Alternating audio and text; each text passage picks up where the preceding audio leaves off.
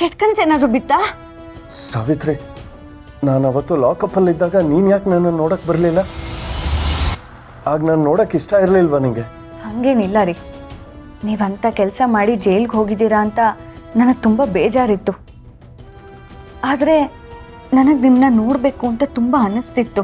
ನಾನು ಅತ್ತೆನ ಸುಮಾರು ಸತಿ ಕೇಳಿದೆ, ಅತ್ತೆ ಒಂದೇ ಒಂದು ಸತಿ ನನ್ನನ್ನು ಅವ್ರ ಹತ್ರ ಕರ್ಕೊಂಡು ಹೋಗಿ ಅಂತ. ಕಡೆ ಪಕ್ಷ ಮಗುನ ತೋರ್ಸಕ್ಕಾರು ಕರ್ಕೊಂಡು ಹೋಗಿ ಅಂತ ಕೇಳ್ಕೊಂಡೆ, ಆದರೆ ಅವ್ರು ಅದಕ್ಕೆ ಒಪ್ಪಲೇ ಇಲ್ಲ.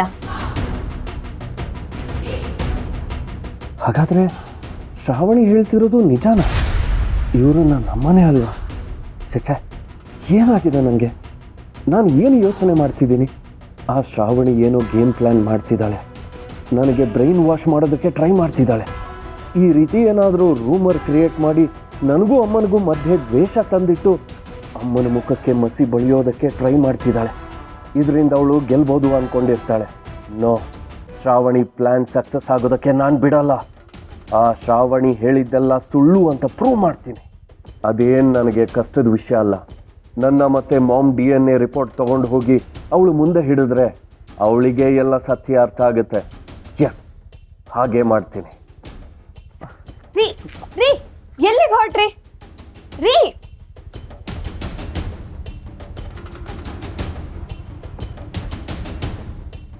ನೋಡಿ, ಇಲ್ಲಿವರೆಗೂ ಎಷ್ಟು ಖರ್ಚಾಗಿದೆ ಅಂತ ನನಗೆ ಸ್ವಲ್ಪ ಡೀಟೇಲಾಗಿ ಹೇಳಿ.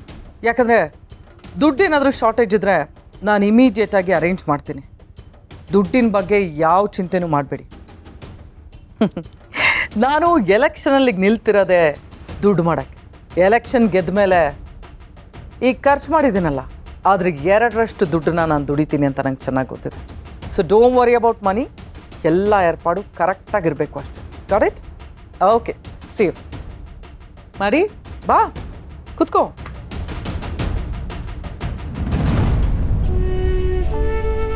ಮಾಡಿ, ಏನಾಯ್ತು?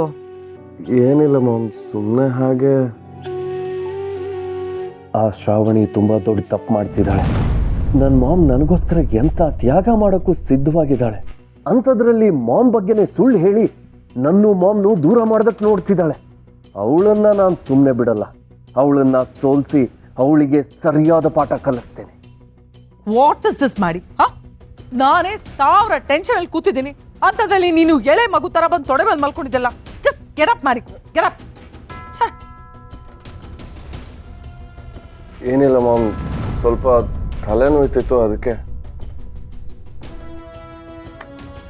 ಮಾಡಿ, ನೀನು ಬರ್ತಾ ಬರ್ತಾ ತುಂಬಾ ವಿಚಿತ್ರವಾಗಿ ಆಡ್ತಿದ್ಯಾ.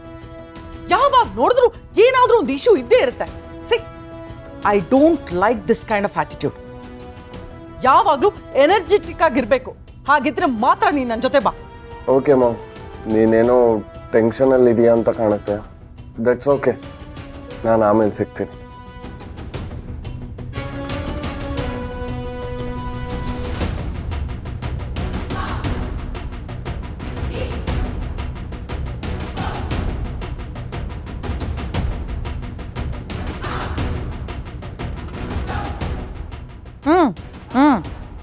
ಓಕೆ, ನಾ ಕೇಳ್ತೀನಿ.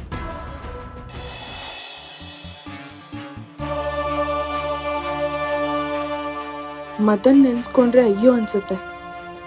ಅವನ ಬಗ್ಗೆ ಅನುಕಂಪ ಪಡ್ಬೇಕು, ಕೋಪ ಮಾಡ್ಕೋಬೇಕು, ಒಂದು ಗೊತ್ತಾಗ್ತಾ ಇಲ್ಲ. ಅವನ್ ಕೆಟ್ಟವನೇ ಇರ್ಬೋದು, ಆದ್ರೆ ಅವನ್ನ ಕೆಟ್ಟ ದಾರಿಗೆ ತಳ್ಳಿರೋದು ವಿಜಯಾಂಬಿಕಾ. ಅವಳ ದೃಷ್ಟಿಯಿಂದ ಮದನ್ನ ಆಚೆ ತರಬೇಕು.